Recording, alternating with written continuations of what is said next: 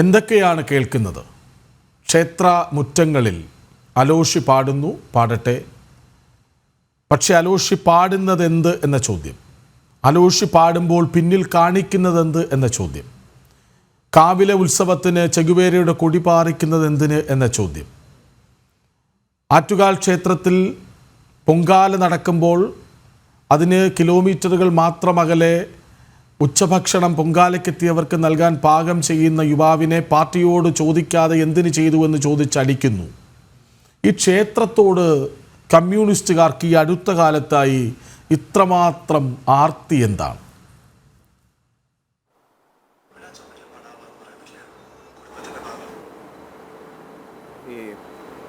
Doctor B Jayaraj പറഞ്ഞ രണ്ട് മൂന്ന് കാര്യങ്ങൾ, ഈ ആർത്തി എന്ന് പറഞ്ഞ കാര്യം എനിക്ക് മനസ്സിലായില്ല. അൺമ്യൂട്ട് ആക്കാം, സൗണ്ട് കേൾക്കുന്നില്ലെന്ന്. കേൾക്കാം. സൗണ്ട് കേൾക്കാമോ? കേൾക്കാം. ഓക്കെ.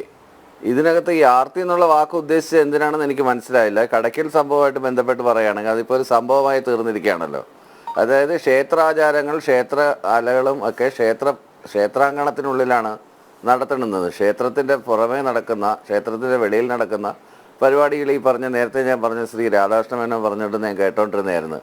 അവിടെ കഥകളിയും പിന്നെ കൂടിയാട്ടവും കൂത്തും പാടകവും ഓട്ടംതുള്ളലും പിന്നെ തിരുവാതിരയും ഇതൊക്കെ നടക്കുന്നത് ക്ഷേത്രത്തിൻ്റെ ഉള്ളിലാണ്. ക്ഷേത്രത്തിൻ്റെ പുറത്ത് നടക്കുന്ന പരിപാടികൾ നമുക്ക് അത്തരം നിഷ്കർഷകൾ വയ്ക്കാനാവില്ല. കാരണം ഒരുപാട്, ഇപ്പോൾ ഉദാഹരണത്തിന് നിങ്ങൾ എന്നെ കമ്മ്യൂണിസ്റ്റാക്കി നാടകം ഞാൻ കണ്ടിട്ടുള്ള ഒരു ക്ഷേത്ര പറമ്പിൽ തന്നെയാണ്. ഈ ക്ഷേത്രങ്ങളെ സാധാരണഗതിയിൽ ഒരു കമ്മ്യൂണിസ്റ്റുകാരൻ സമീപിക്കുന്ന ഒരു കൾച്ചറൽ സെൻ്ററായിട്ടാണ്, ആത്യന്തികമായിട്ട് ഒരു സാംസ്കാരിക വിനിമയത്തിൻ്റെ ഇടം എന്നുള്ള അർത്ഥത്തിലാണ് കാണുന്നത്. വളരെ വിശാലമായൊരു കാഴ്ചപ്പാടിലാണ്. നിങ്ങൾ പറയുന്ന പോലെ വളരെ സങ്കുചിതമായൊരു കാഴ്ചപ്പാടിലൂടെ അല്ല. ഒന്ന്. രണ്ട്, ഈ പറഞ്ഞത് രാധാകൃഷ്ണ സാറ് തന്നെ നേരത്തെ പറയുണ്ടായി, പിന്നെ വി സാംബശിവൻ്റെ, ശരിക്കും വി സാംബശിവൻ്റെ കഥാപ്രസംഗം കേട്ടിട്ടാണ് എനിക്ക് വേൾഡ് ക്ലാസിക്കുമായിട്ട് അടുപ്പമുണ്ടായത്. റഷ്യൻ കഥകൾ മാത്രമല്ല വി സാംബശിവൻ പറഞ്ഞിരുന്നത്. ലോക സാഹിത്യത്തിനെ മലയാളിയിലേക്ക് അടുപ്പിക്കാൻ വേണ്ടി സ്തുത്യർഹമായ സേവനം നടത്തിയിട്ടുള്ള ശ്രീ വി സാംബശിവൻ്റെ കഥകളിലൂടെയാണ് ഞാൻ ലോകത്തെ അറിഞ്ഞത്. അന്ന് ഈ ഫിലിം ഫെസ്റ്റിവലൊന്നും അത്ര ഇതല്ല. ലോകത്തിൻ്റെ മറ്റു രാജ്യങ്ങളിൽ അതും ഇവിടെ ജീവിക്കുന്നത് പോലെയാണ് മനുഷ്യർ ജീവിക്കുന്നതെന്ന് and quiet flows the Don എന്ന് പറയുന്ന ഷൊളോക്കോവിൻ്റെ കഥാപ്രസംഗത്തിലൂടെയും അതല്ലെങ്കിൽ അനീസിയ എന്ന് പറഞ്ഞ കഥയിലൂടെയും ഷേക്സ്പിയറിൻ്റെ ഒതെല്ലോ ഒക്കെ ഞാൻ അറിയുന്നത് വി സാംബശിവൻ്റെ കഥകളിലാണ്. അതൊക്കെ വളരെ കൊച്ചു കാലത്ത്, ഒരു 4ാം ക്ലാസ്സിൽ 5ാം ക്ലാസ്സിൽ 6ാം ക്ലാസ്സിലൊക്കെ പഠിക്കുമ്പോഴാണ് എനിക്ക് ഈ കഥകളുമായിട്ട് എക്സ്പോഷർ ഉണ്ടാകുന്നത്. അത്തരത്തിലുള്ള ഒരു സാംസ്കാരിക വിനിമയത്തിൻ്റെ സ്ഥലങ്ങളായിട്ടാണ് പിന്നെ ഈ ക്ഷേത്രാങ്കണങ്ങളെ കാണുന്നത്. പിന്നെ ഇതിനകത്ത് ഒരു പ്രധാനപ്പെട്ടത്, ഇത് ആളുകളുടെ ഡിമാൻഡ് അനുസരിച്ചാണ് ഈ അലോഷിയെ പോലുള്ള ഒരാൾ പാടുന്നത്. അയാളുടെ ഒരു പ്രീ സെറ്റ് പ്രോഗ്രാമാണ്. ഇപ്പോൾ ഒരു പ്രത്യേക പാട്ട് പാടുന്നുണ്ടെങ്കിൽ അതിൻ്റെ ബാക്ക്ഗ്രൗണ്ടായിട്ട് അതുമായിട്ട് അനുബന്ധമായിട്ടുള്ള ആളുകൾ, അത് അതിലൊരു വൈരുദ്ധ്യമുണ്ടല്ലോ. ആൾക്കാർ അപ്പോൾ ആവശ്യപ്പെടുന്ന പാട്ടാണ് പാടുന്നതെങ്കിൽ എങ്ങനെയാണ് പെട്ടെന്ന് ഡിവൈഎഫ്ഐയുടെയും അരിവാൾ ചുറ്റിയ നക്ഷത്രത്തിന്റെയും ഒക്കെ ബാക്ക്ഗ്രൗണ്ടിൽ വരുന്നത്? അലോഷി പാടുന്നത് ഏറ്റവും കൂടുതൽ പാർട്ടി സമ്മേളനങ്ങളിലും പാർട്ടി വേദികളിലും ഒക്കെയാണ്. പാർട്ടി സമ്മേളനം ഇവിടെ പേരൂർക്കട പരിപാടി ഉണ്ടായിരുന്നു, തൊട്ടപ്പുറത്ത് പേയാട് പരിപാടി ഉണ്ടായിരുന്നു. ഞാനത് കാണാൻ പോയില്ല. പക്ഷെ അത്തരം പരിപാടികളിലാണ് അത് ക്ഷേത്രോത്സവ പരിപാടിയുമായി ബന്ധപ്പെട്ട്, അത് ക്ഷേത്രത്തിനകത്ത് പാടിച്ചില്ല എന്നുള്ളതല്ലല്ലോ, ക്ഷേത്രോത്സവവുമായി ബന്ധപ്പെട്ടുള്ള പരിപാടിയാണത് അല്ലേ? നമ്മൾ ഈ പറയുന്ന പോലെ ഈ ബാലയൊക്കെ ചില സ്ഥലത്തൊക്കെ ഈ ഇതുണ്ടായി, ദേവപ്രശ്നമൊക്കെ വെച്ചിട്ട് ഈ ക്ഷേത്രത്തിൽ ബാലയെ മാത്രമേ നടത്താവൂ, അല്ലെങ്കിൽ അങ്ങനെയുള്ള പരിപാടികൾ മാത്രമേ നടത്താവൂ എന്ന് പറഞ്ഞാൽ അവിടെ ബാലയൊന്നും കാണാൻ ആരുമില്ല. ഈവൻ നാടകം കാണാൻ പോലും ആരുമില്ല. ജനങ്ങൾ വരണ്ടേ? ഇപ്പം മാറുന്ന കാലത്തിനനുസരിച്ച് നമ്മൾ മാറേണ്ടിയിരിക്കുന്നു. അത് ക്ഷേത്രത്തിൻ്റെ പുറത്ത് നടക്കുന്നതാണ്. ഇപ്പം ഞാനവിടെ എൻ്റെ നാട്ടിൽ ശിവരാത്രി നടത്തിയപ്പോൾ എന്ത് പ്രോഗ്രാമാണ് ചെയ്തതെന്ന് ചോദിച്ചപ്പം, ചെയ്യാൻ പറ്റുന്നതെന്ന് ചോദിച്ചപ്പോൾ ഞാൻ അവരോട് പറഞ്ഞത്, നിങ്ങൾ രാമേന്ദ്ര പുലവരെ കൊണ്ടുവന്നിട്ട് ഒരു മറ്റേ രാമായണം ഉണ്ടല്ലോ, ആ രാമായണം നിങ്ങൾ കാണിക്കുക, അത് ഈ നാട്ടിലുള്ള ആരും കണ്ടിട്ടില്ലല്ലോ എന്ന് പറഞ്ഞിട്ട് അത് ക്ഷേത്ര മതിൽക്കെട്ടിനകത്ത് വെച്ച് നടത്തിയിട്ട് കഴിഞ്ഞ വർഷത്തെ ശിവരാത്രിക്കാണ്. അത് ഗംഭീര വിജയമായിരുന്നു. അതിനുശേഷം ഓട്ടംതുള്ളൽ, ഞാൻ തന്നെ പഠിപ്പിച്ച ഒരു കുട്ടിയുടെ, ആരോമൽ എന്ന് പറഞ്ഞിട്ട് ഒരു കുട്ടിയുടെ ഓട്ടംതുള്ളലാണ് അവിടെ നടത്തിയത്. അത് ക്ഷേത്രത്തിനകത്ത് നടക്കുന്ന പരിപാടി. എല്ലാ വർഷവും അവിടെ തിരുവാതിര നടക്കാറുണ്ട്. അതിൻ്റെ വെളിയിൽ നടക്കുന്ന നാടകങ്ങൾ ചിലപ്പം ആറ്റിങ്ങൽ ദേശാഭിമാനിയുടെ നാടകമായിരിക്കും, KPSCയുടെ നാടകമായിരിക്കും, അതല്ലെങ്കിൽ ഏതെങ്കിലും ഏഞ്ചൽ വോയിസിൻ്റെ ഗാനമേള ആയിരിക്കും. ഇതിനകത്തൊക്കെ ഇത്തരത്തിലുള്ള റിക്വസ്റ്റുകൾ വരാറുണ്ട്. ഇങ്ങനെയുള്ള പാട്ടുകൾ പാടാനായിട്ടുള്ള റിക്വസ്റ്റുകൾ ചെയ്യുന്നുണ്ട്. ഒരു പരിപാടി ക്ഷേത്രാങ്കണത്തിന് പുറത്തു നടന്നാൽ പോലും ക്ഷേത്രോത്സവവുമായി ബന്ധപ്പെട്ട പൂജകളോ ഘോഷയാത്രയുടെ വരവോ ഒക്കെ ഉണ്ടാകുമ്പോൾ ഈ പരിപാടി നിർത്തിവെക്കാറുണ്ട്. അതിനർത്ഥം ഈ ക്ഷേത്രോത്സവവുമായി ബന്ധപ്പെട്ട പരിപാടിയാണ് പുറത്തു നടക്കുന്നത്. അതിലെന്തിനാണ് ഡിവൈഎഫ്ഐയുടെ പതാക? ഒരു കാര്യം ഞാൻ പറയട്ടെ, ഈ ക്ഷേത്രോത്സവമായിട്ട് ബന്ധപ്പെട്ടിട്ട് അത്തരം ക്ഷേത്ര പരിപാടികളുമായിട്ട് വരുമ്പോൾ മാത്രമല്ല, പല സ്ഥലങ്ങളിലും പല ക്ഷേത്രങ്ങളിലും നമ്മൾ അങ്ങേയറ്റം സെക്യുലർ ആയിട്ടുള്ള ആളുകളായത് കാരണം പല സ്ഥലങ്ങളിലും വാങ്ക് വിളിക്കുമ്പോൾ പോലും പരിപാടികൾ നിർത്തിവെക്കാറുണ്ട്. അല്ലെങ്കിൽ പള്ളിയിലൊരു പ്രത്യേക അനൗൺസ്മെൻ്റ് ഒക്കെ ഉള്ളാകുമ്പോൾ ഒരു മണിയടിക്കുമ്പോഴൊക്കെ പരിപാടി നിർത്തിയിട്ടുണ്ട്. കാര്യം എന്ന് വെച്ചാൽ അതൊരു സഹിഷ്ണുതയുടെ ഭാഗമായിട്ട് നമ്മൾ അങ്ങനെ ചെയ്യുന്നതാണ്. അതുപോലെ പരിപാടികൾ വരുമ്പം ആറാട്ട് നടക്കുന്ന സമയത്ത് അല്ലെ എഴുന്നള്ളിപ്പ് വരുന്ന സമയത്തൊക്കെ പരിപാടി എല്ലാ സ്ഥലങ്ങളിലും നിർത്തിവെക്കാറുണ്ട്. അതിനുശേഷമാണ് പരിപാടി. ക്ഷേത്രങ്ങളുമായിട്ട് ബന്ധപ്പെട്ട് എത്രയോ വർഷങ്ങളായിട്ട് ക്ഷേത്രങ്ങളുമായിട്ട് ബന്ധപ്പെട്ട് നിൽക്കുന്ന ഒരാളാണ്. എൻ്റെ വിശ്വാസം വേറെയാണ്, എൻ്റെ രാഷ്ട്രീയം വേറെയാണ്. ഇതെല്ലാം കൂടെ ഒരുമിച്ച് കൂട്ടിക്കുഴച്ചുകൊണ്ട് ഇതിനകത്ത് നിന്ന് രാഷ്ട്രീയത്തിൽ നിന്ന് മുതലെടുപ്പ് നടത്തേണ്ടുന്ന കാര്യങ്ങളൊന്നുമില്ല. അത് മാത്രമല്ല, ഒരു പ്രത്യേക രാഷ്ട്രീയക്കാരുടെ ആണ് ഈ ക്ഷേത്രവും ക്ഷേത്ര പരമ്പുകളും ക്ഷേത്രാചാരങ്ങളും എന്നൊക്കെ അവകാശപ്പെടാൻ അങ്ങനെ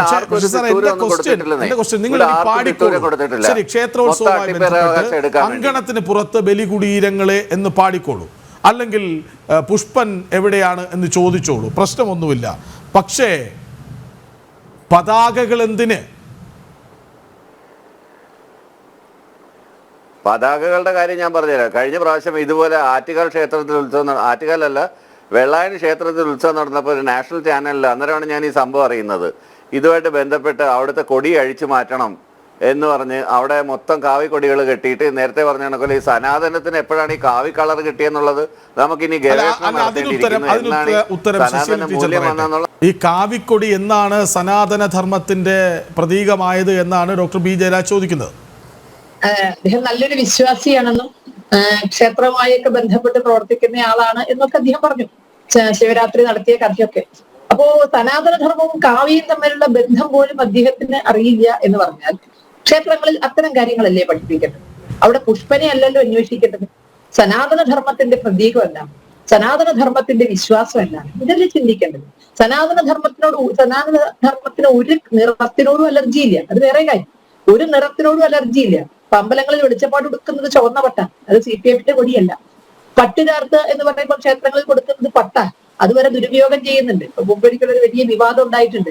നമുക്കറിയാം, മറ്റേ വർഷത്തിലൊരിക്കൽ മാത്രം നട തുറക്കുന്ന ക്ഷേത്രത്തിന്റെ പേര് തിരുവൈരാണിക്കോളം ക്ഷേത്രത്തിൽ. അവിടെ ലക്ഷക്കണക്കിന് പേരാണ് പട്ട് ചേർക്കുന്നത്. ഈ പട്ടൊക്കെ കൂടെ വണ്ടി കയറ്റി CPM-ന്റെ കൊടിയൊക്കെ കൊണ്ടുപോകും. അതുമായി ബന്ധപ്പെട്ട ഒരു വിവാദമൊക്കെ അവിടെ ഉണ്ടായി. അപ്പൊ ചാർത്തുന്നത് പട്ടാണ്. ഒരാളും അത് CPM-ന്റെ ആണെന്ന് വിചാരിച്ച് ചാർത്താതിരിക്കുന്നില്ല. നമ്മുടെ ആളുകൾ മരിച്ചാൽ അത് ഏത് പാർട്ടിപ്പെട്ടത്, CPM പെട്ടവനല്ല, ചുവന്ന പട്ടാണ് മേലുള്ളത്. അതൊക്കെ ഒരു ആചാരത്തിന്റെ ഭാഗമാണ്, അതല്ലാതെ അത് പാർട്ടി കൊടിയല്ല. അതുപോലെ തന്നെയാണ് സനാതനധർമ്മവും കാവ്യയുമായിട്ടുള്ള ബന്ധം.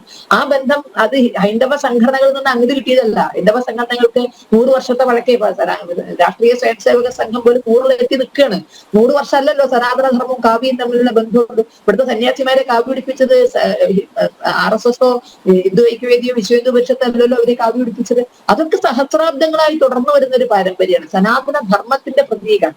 അപ്പോ അത് എന്തുകൊണ്ട് എന്താണ് മറ്റേ മുസ്ലിം സംഘടനകളും പച്ചയും തമ്മിലുള്ള ബന്ധം എന്താ എന്നുള്ളത് ആലോചിച്ച് ഇവരാരും തലമുറയ്ക്കാറില്ലല്ലോ.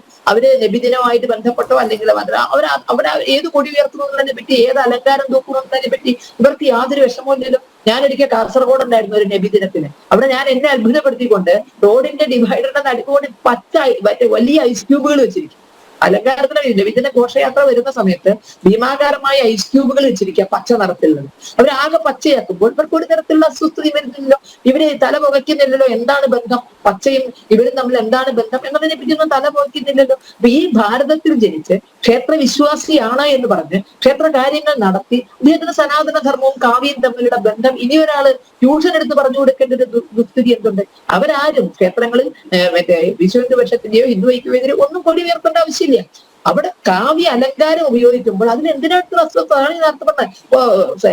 വെളിച്ചപ്പാട് പട്ടുടുക്കുമ്പോൾ അതാണ്, അല്ലെങ്കിൽ ചുവന്ന പട്ടുടുക്കുമ്പോൾ അഴിച്ച് കാവ്യ എടുക്കാൻ ആരും പറയാറില്ല. അതൊക്കെ പൊട്ടന്മാരെ പറയുള്ളൂ. അതൊക്കെ ഒരു കാലങ്ങളായി വരുന്ന ഒരു കീഴ്വഴക്കമാണ്. അതുകൊണ്ട് വെളിച്ചപ്പാട് RSS ആണെന്ന് ആരും ധരിക്കുന്നില്ല. തമിഴ്നാട്ടിൽ പോയാൽ കാണാം, യാറുപടയ വീട്ടിലേക്കൊക്കെ ഉള്ള തീർത്ഥയാത്രക്കാർ അവർ പച്ചയാണ് എടുക്കുന്നത്. പച്ച മുസ്ലിമുമായി ബന്ധപ്പെട്ടതാണെന്ന് പറഞ്ഞ ഒരാൾ അവർ അരക്കി കുത്തിപ്പിടിച്ചത് കഴിക്കാറില്ല. മഞ്ഞ എടുക്കുന്ന പീതാംബര വസ്ത്രധാരികൾ ഇഷ്ടമല്ല. പഴനിക്ക് പോകുന്ന, ശബരിമലയ്ക്ക് പോകുന്നവർ കറുപ്പെടുക്കുമ്പോൾ പഴനിക്ക് പോകുന്നവർ മഞ്ഞയാണ് എടുക്കുന്നത്. ബ്രഹ്മചാരികൾ മഞ്ഞയാണ് എടുക്കുന്നത്. സനാതന ധർമ്മത്തിന് ഒരു നിറത്തിനോടും അലർജിയില്ല.